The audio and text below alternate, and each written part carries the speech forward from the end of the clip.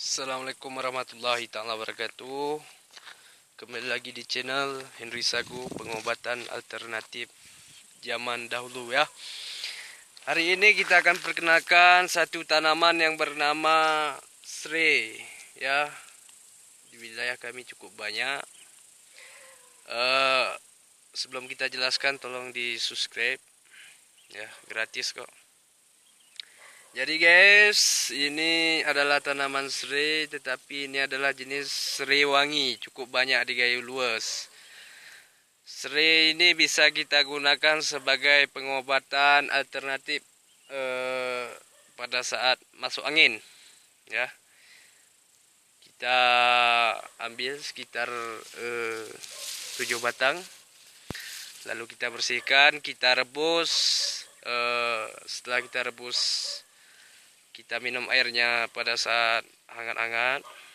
Jadi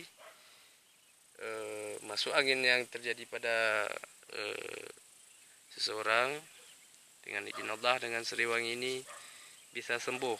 Ini pengobatan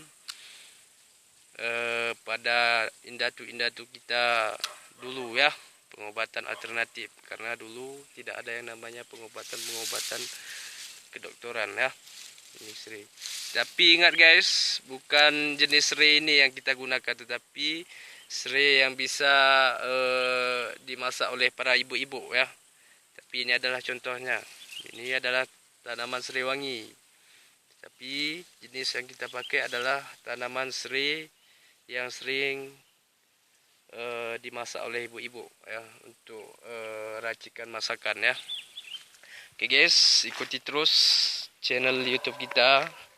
Akan kita review terus pengobatan-pengobatan alami yang banyak di sekitar wilayah kita.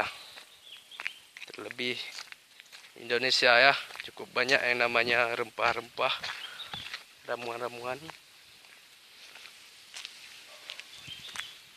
Yes. Salam dari saya Henry Sagu. Selamat mencoba. Assalamualaikum warahmatullahi wabarakatuh.